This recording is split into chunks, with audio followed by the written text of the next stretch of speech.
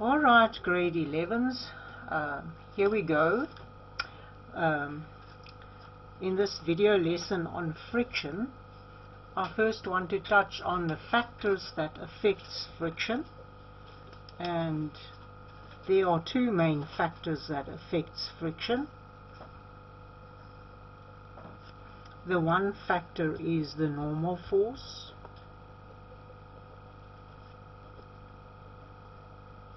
on an object, and the other factor is the types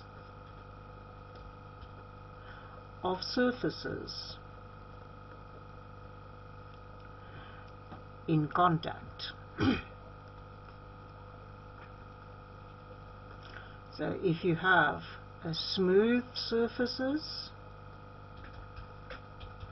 then there will be less friction, and if you have rough surfaces, you'll have more friction. Usually when the information tells you that the surfaces are smooth, then they usually want you to understand that there is no friction. But the smoother the surface, the less the friction; the rougher the surface, the more the friction. Alright. Now the normal force, by definition, is the force that a surface will exert on an object that is in contact with it, and normal means that the angle between that force and the surface is 90 degrees, so it's a perpendicular force, and technically it is the reaction force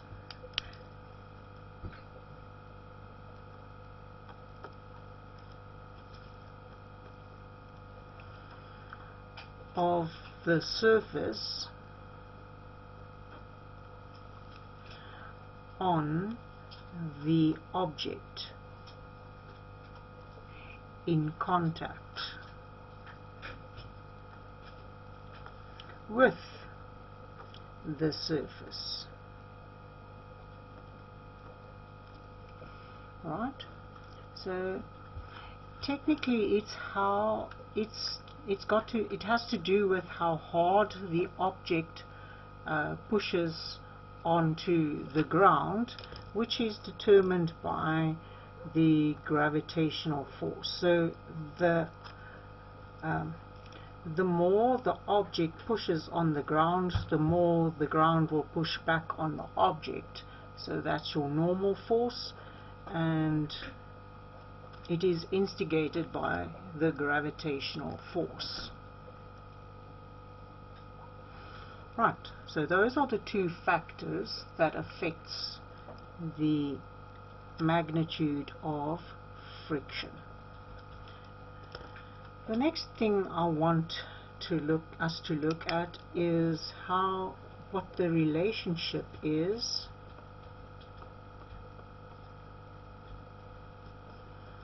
between the friction in general and the normal force.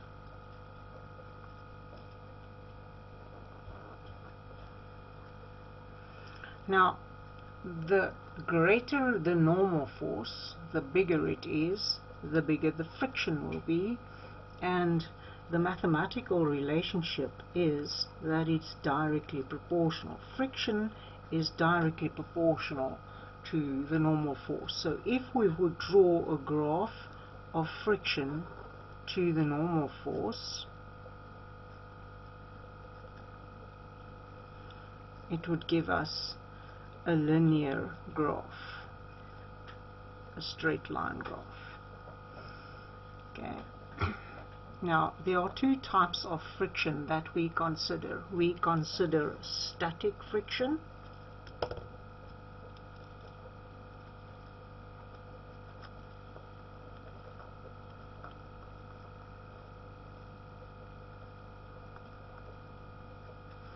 and kinetic friction.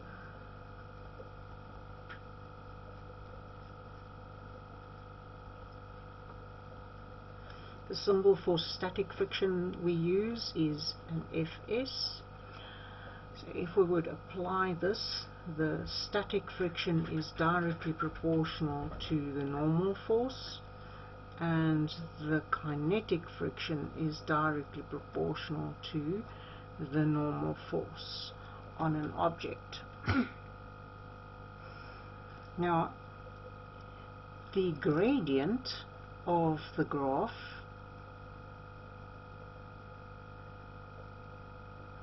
friction against normal force would give us the coefficient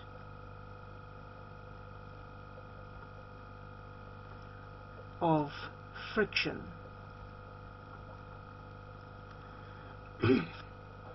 Now, in our situation with static friction, your static friction would always be equal to the applied force while the object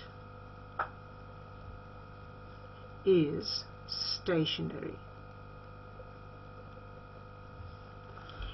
Only once the object just starts moving, that static friction is called the maximum static friction.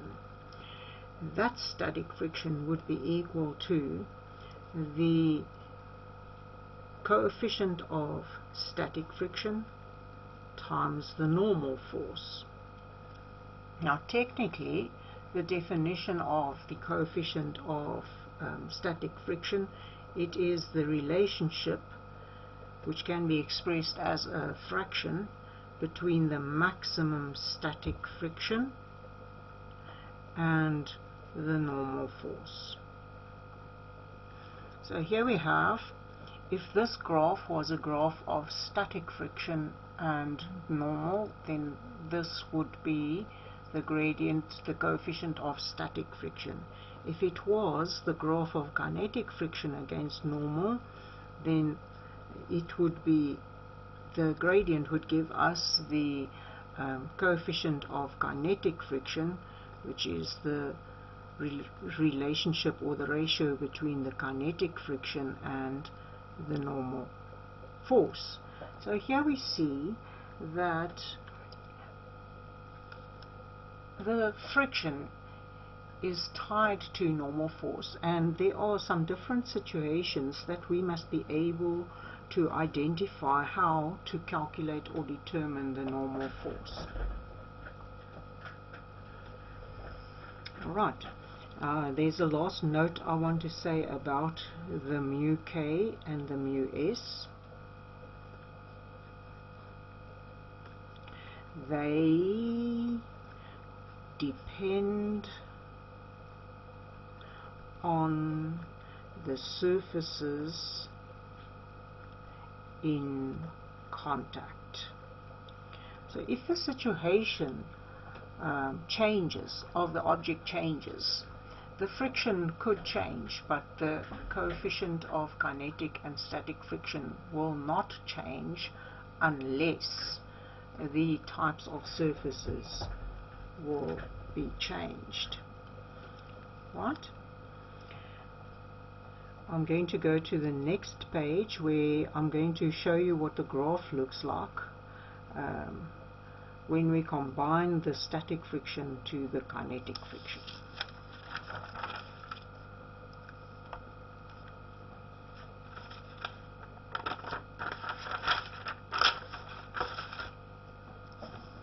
So I'm going to call it the general friction against applied force.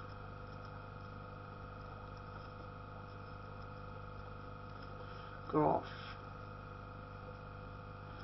Now, the reason for this applied force is, while there is no applied force on an object, the object's friction will experience no friction. That's the theory behind it. So no applied force, no static friction. So if we draw a friction graph, only once there is an attempt to move the object will the object experience friction. So if there's no applied force, there will be no friction. Now, as the applied force increases on the object, so the static friction will increase on that object. It will increase to the point where the object will start moving. So if just before the object starts moving, that force, while it's still stationary, will be called the maximum static friction. So all these values up to the maximum static friction, that gives us this part of the graph, refers to static friction. Now once an object starts moving, it's easy to keep it moving. So what happens is, as you increase the applied force, the kinetic friction will be less than the maximum static friction. So kinetic friction is always less than the maximum kinetic friction.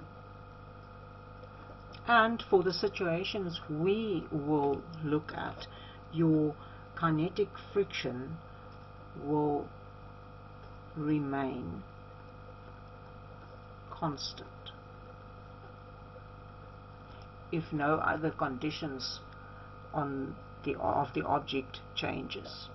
Okay, so there are two factors that determines friction: the types of surfaces in contact and the normal force. There is one factor that will not determine the friction. Friction is not affected by the size of the contact surface. Okay, so it means that mu s and mu k will not be affected by the size of contact surfaces, only by the type of contact surfaces. Last comment I would like to make is that your Fs max being greater than the kinetic friction would imply that the mu s would be greater than the mu k. So if I can compare the two graphs, your static friction's gradient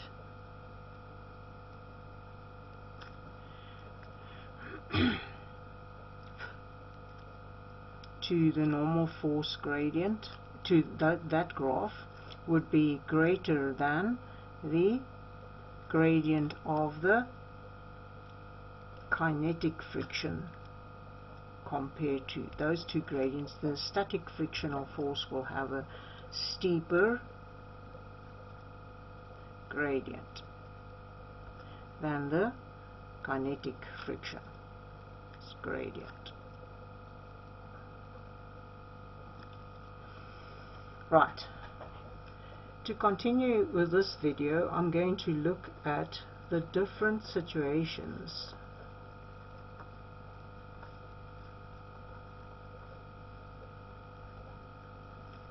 you need to analyze in order to determine the normal force on an object. And there are 8 situations I'm going to look at.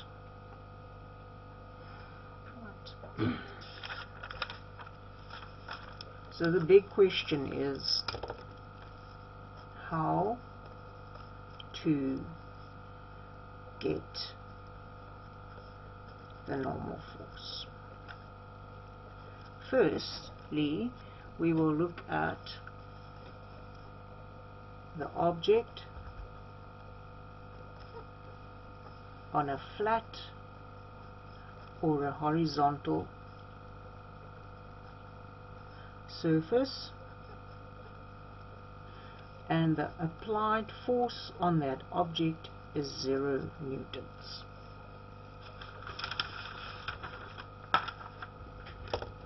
So if we can draw the sketch of the situation, there is our object.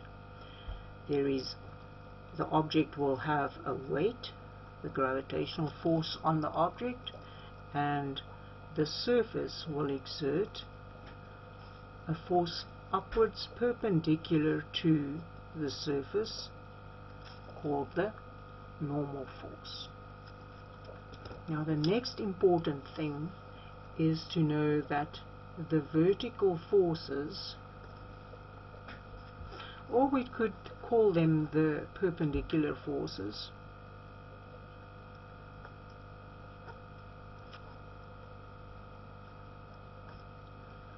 are in equilibrium.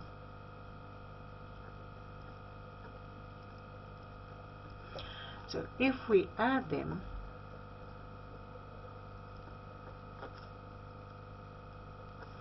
it will give us a 0 force. The resultant of those forces will be 0. So let's look at the situation. We've got gravity pulling down on the object and the surface pushing up on the object.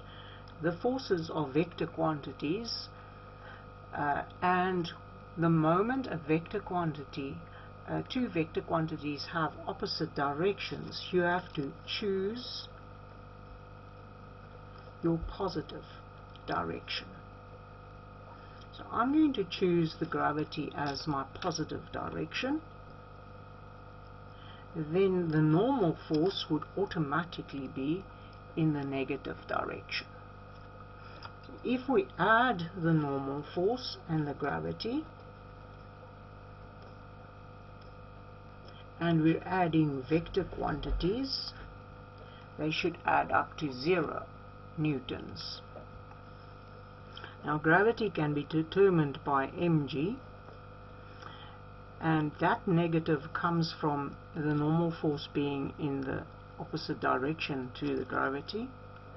So technically this normal force then would be equal to the gravitational force on the object.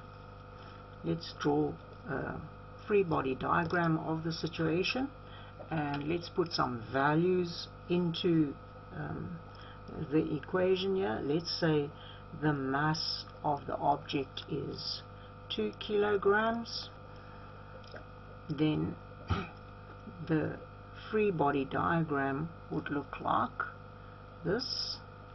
The gravitational force and the normal force will have arrows that is exactly the same length. The gravitational force would be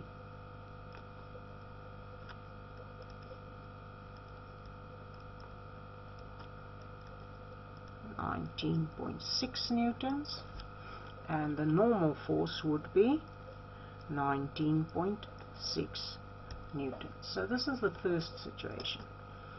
In the second situation, the only thing I'm going to do is add an applied force that is parallel to the surface on this object. The applied force is non-zero, but we can still say that the object is stationary, or it might be moving, it doesn't matter. If it is stationary, then the frictional force, because the moment you have an applied force, there'll be a frictional force.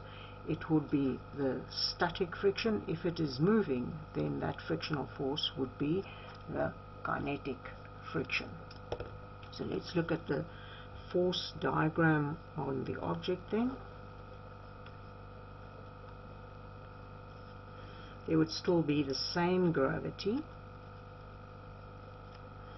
There would be a normal force, and we want to know what the value of the normal force is. I'm going to give the applied force a value of 10 newtons, just to help us to see these things, and there'll be a frictional force. I'm not sure whether it is static or kinetic, so I'll just use a curly F to represent the situation. I am interested in what the normal force will be. Now the vertical forces are still in equilibrium, so adding them will still give me a 0. Now the applied force has no vertical component to it. The frictional force has no vertical component to it. So technically the Fg minus the Fn will still give me 0, and it leads to exactly the same value if this is the 2 kilogram object. It will be equal to Fg, which is mass times gravity, which is, as we've calculated it in situation 1, 19.6 newtons. So 2 situations we've got up to now. First one, no applied force. How will we get the normal force? The second one, there is an applied force parallel to the surface on which the object is resting. It doesn't matter where the object is stationary or moving. How will I get the normal force in exactly the same way? Let's turn the heat up a bit.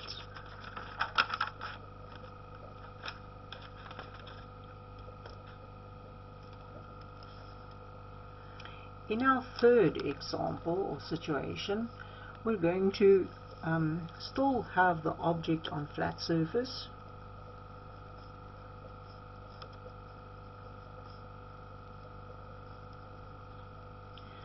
but the applied force is pulling at an angle theta. And I'm going to give these things values just to help us visualize it. I'm still going to say applied force is 10 newtons, and I'm going to say this angle theta is 20 degrees. First thing we need to do is draw a sketch of the situation. So there we have our mass of 2 kgs. There will be a gravitational force on it, which is mg, which is 2 times 9.8, which is 19.6 newtons. There will be a normal force acting on the object, and that is the force that I need to be able to determine, because we are interested in the normal force because it affects the friction. Then there's an applied force here of 10 newtons at an angle of 20 degrees. Obviously, the moment there's an applied force, there will be a friction. I'm not bothered whether this friction is kinetic or static at the moment, or the maximum static. That's not my worry. I want to get to the normal force in this situation. Now, the normal force is a vertical force, gravity is a vertical force, and my applied force has a vertical component that goes up. So this is the F applied's perpendicular component, perpendicular to the surface. Some people would say the vertical, some people would say the y. I'm going to stick to perpendicular component of the applied force. There is another one. It is the x component, but the x component of the applied force, or the parallel component of the applied force, has got nothing to do with the normal force. So something to keep in mind: all vertical or perpendicular components are in equilibrium. And we see that gravity is going down, so I'm choosing down as positive. Normal is going up, so I'm choosing normal as negative. And the applied forces perpendicular component is going up, so that is negative. If these are in equilibrium, it means that they add up to 0. So we have Fg minus Fn minus Fa's perpendicular component must be equal to 0. Fg is mg, Fn is the one I want to calculate, and Fa's perpendicular component is Fa sine theta, which must all add up to 0. So my normal force here would be mg minus Fa sine theta. And if we apply our situation where the mass is 2, g is 9.8, the applied force is 10, and the angle is 20 degrees, we can calculate the value of the normal force in this situation.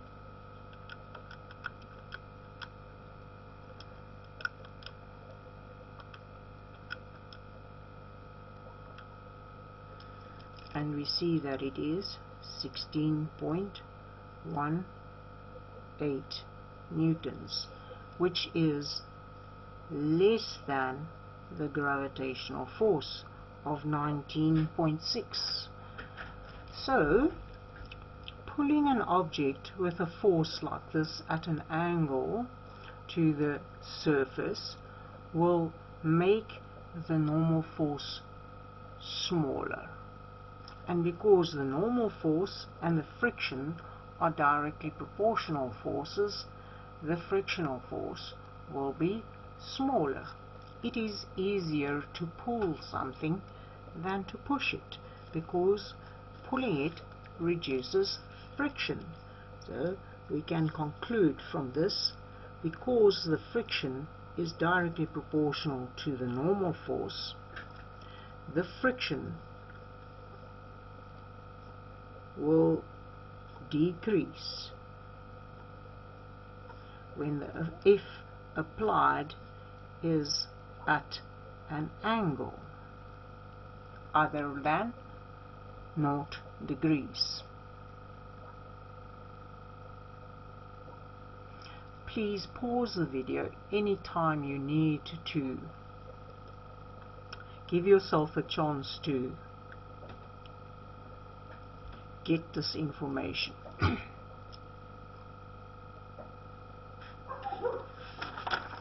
Right, example or situation number 4. The object is still on a flat surface, but this time we're going to push it.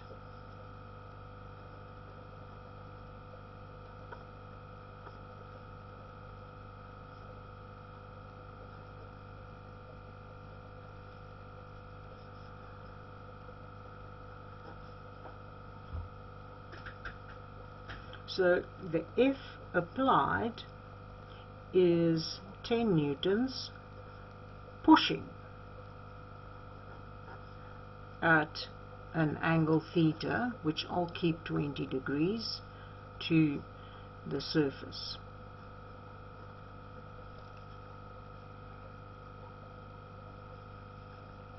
So how would the situation change now?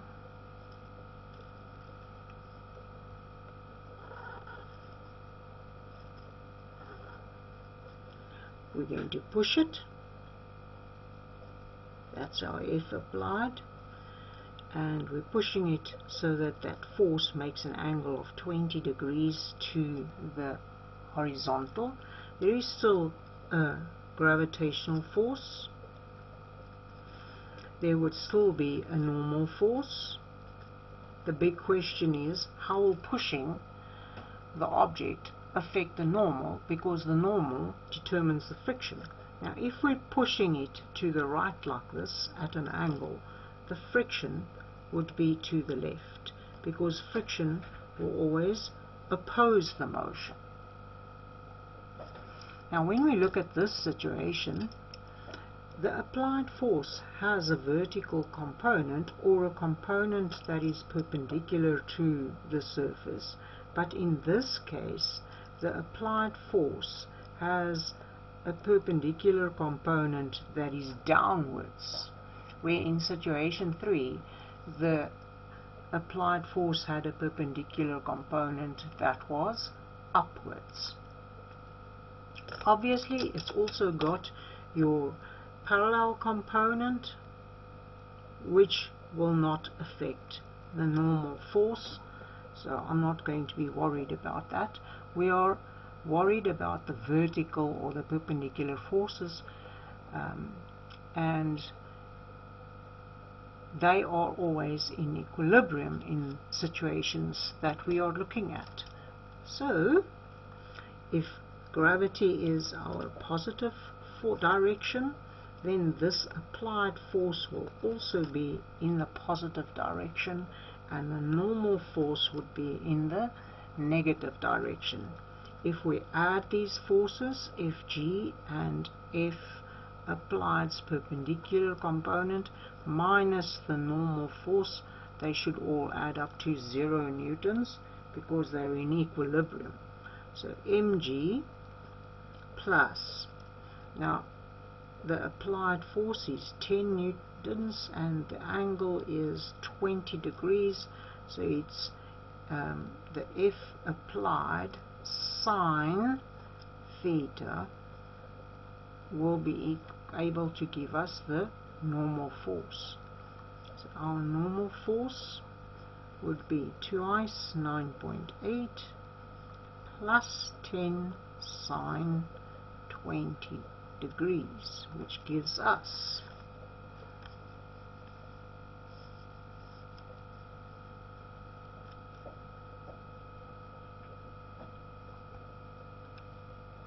twice 9.8 plus 10 sine 20, and we see that the force is 23.02 newtons, which is much greater than the gravitational force. So if we compare the two situations there, pulling something will reduce the normal force, pushing something will increase the normal force. Reducing normal will decrease the friction, increasing the normal will cause the friction to be increased. If the applied force is a pushing force at an angle other than 0. Right, we're halfway with this lesson. Let's go to example 5.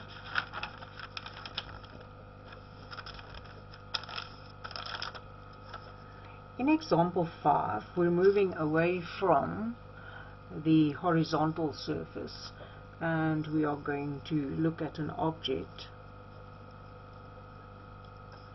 on an incline that is a slope, and the F applied will be 0 newtons. so there is no F applied. Okay, so the slope, we'll stick to our 2 kilogram object, and we will say the angle of the incline is 40 degrees. Okay, the forces would be the gravitational force, and the normal on the object would always be perpendicular to the surface. Okay, there is no applied force here, so I don't have to worry about that. Now, if the object is a 2 kg object, then the mass times gravity is twice 9.8. Sorry for me babying you here. 19.6 newtons.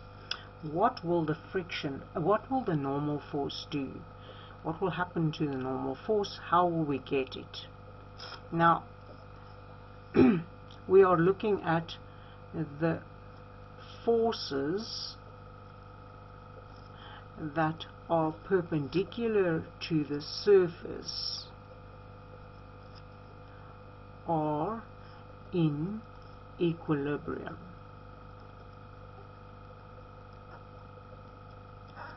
Now, the gravity isn't perpendicular to the incline, it's perpendicular to the horizontal surface.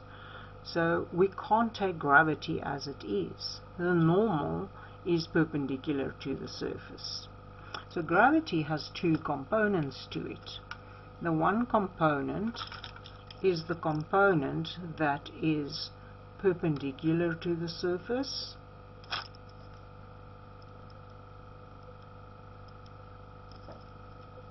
and the other component is the component that is parallel to the surface. Now, we are not looking at the forces that are parallel to the surface, we're only looking at the forces that are perpendicular to the surface, because they affect the normal.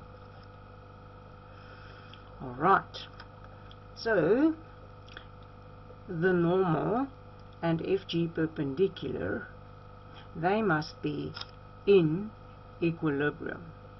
If we choose FG perpendicular as our positive direction, then the normal must be the negative direction, and they must add up to 0. So if normal subtracted from FG perpendicular must be equal to 0 newtons, because they are in equilibrium, they should add up to a 0. Now, how do we get FG perpendicular? This angle there would be the same size as the angle of the incline. So FG cos theta minus F normal will be 0. So the 19.6 cos 40 will be equal to the normal. So the normal will be equal to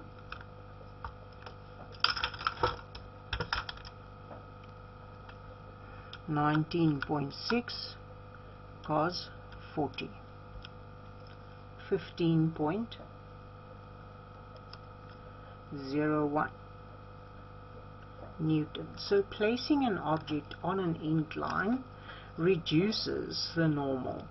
It's less than the gravity's 19.6. An incline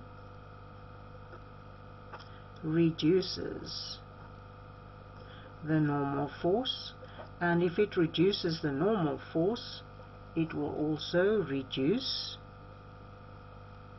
the friction. Right.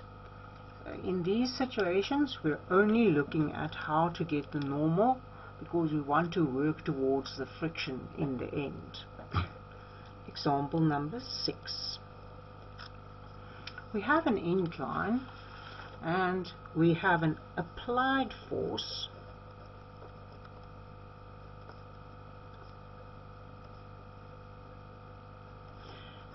a non-zero applied force parallel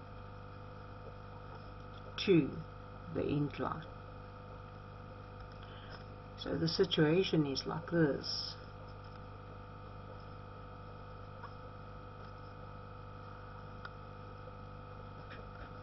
We'll keep the values the same.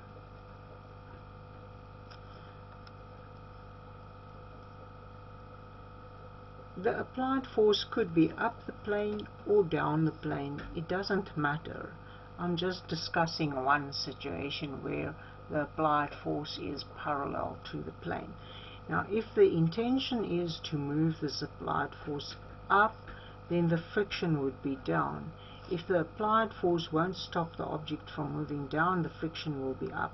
We must remember that friction will always oppose the motion.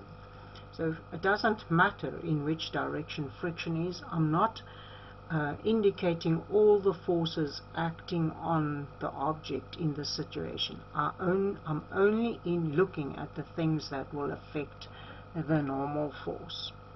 Now, the applied force in this situation has no perpendicular component. So FA has no perpendicular component. So the only two perpendicular forces would be the force of gravity, its component perpendicular to the incline.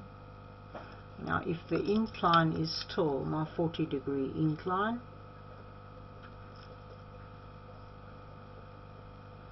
and my mass is still my 2 kg mass, so this is still 19.6 as in the previous examples, then the perpendicular components would be Fg perpendicular minus the normal equals 0, and it looks very much the same as example 5. So your normal force here would be equal to 19.6 cos 40 degrees, and it is. So if your applied force has no perpendicular component, the normal will not change.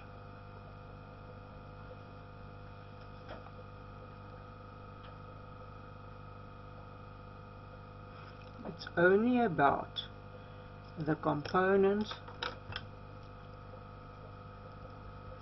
that are perpendicular to the incline. 2 to go.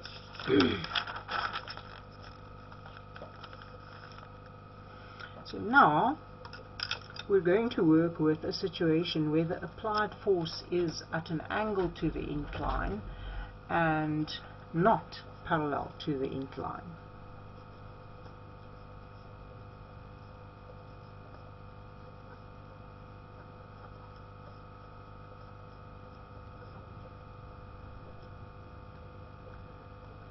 And we'll have number 7, we'll have it a pull. Your applied force is a pull. Let's draw the sketch.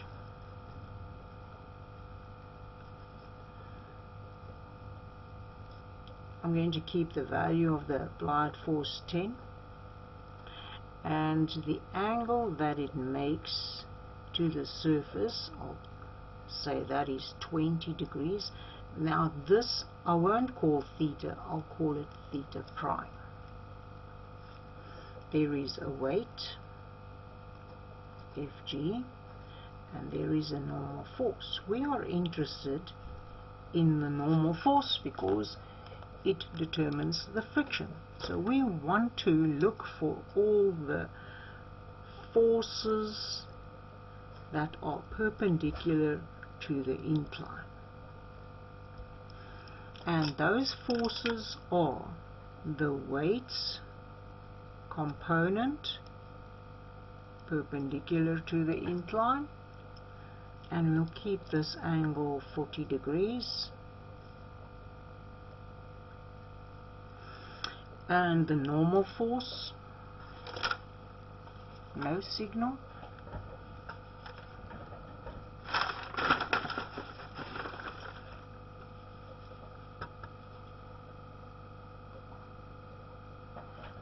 sorry, something happened there, and the normal force. Now the vertical component of the applied force, the component that is perpendicular to the plane, is FA's perpendicular component. So there I have two upwards perpendicular forces and one downward. We can say this is our positive direction, that is negative, that is negative. They must be in equilibrium. So FG perpendicular minus FA perpendicular minus the normal force will be equal to 0. Alright, so here we have FG perpendicular is the mg cos theta minus FA sine theta prime, and that would give us the normal force. mg is twice 9.8 cos 40 degrees minus 10 sine 20 degrees. That will give us the normal force. So what is the effect of a pulling force on the normal?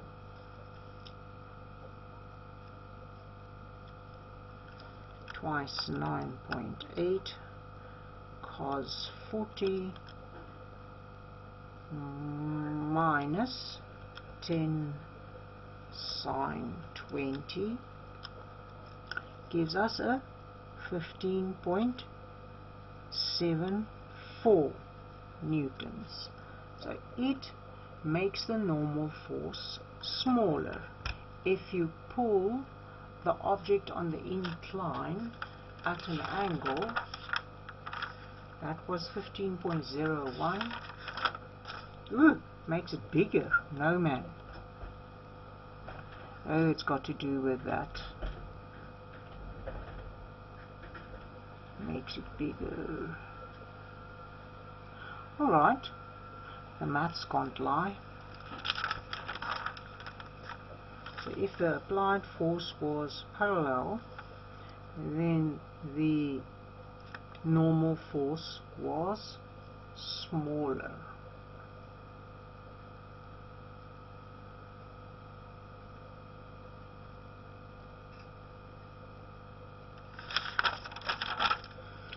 Last one,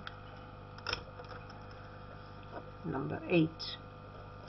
The FA is now going to be a push at an angle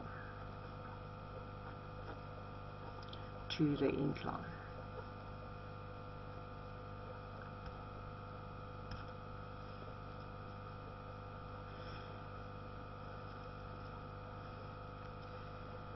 So we have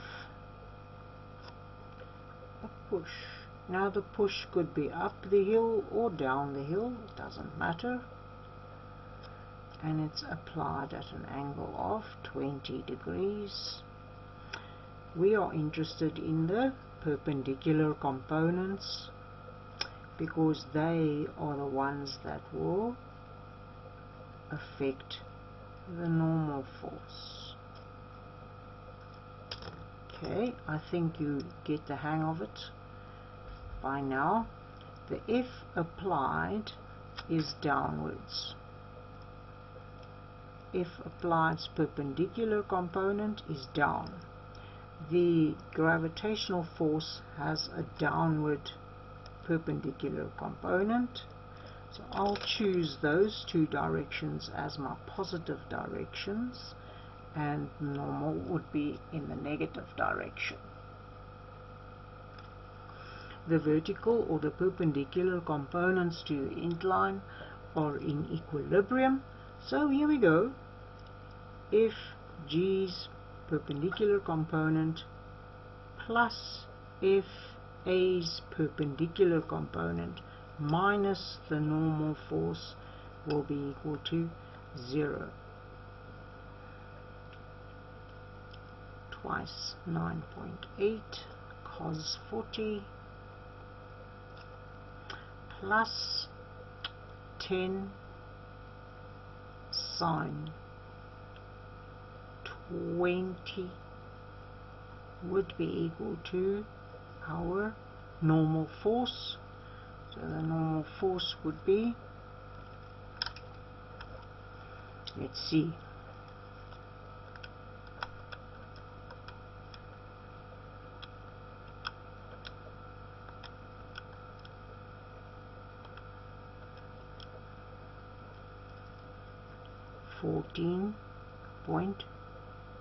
.24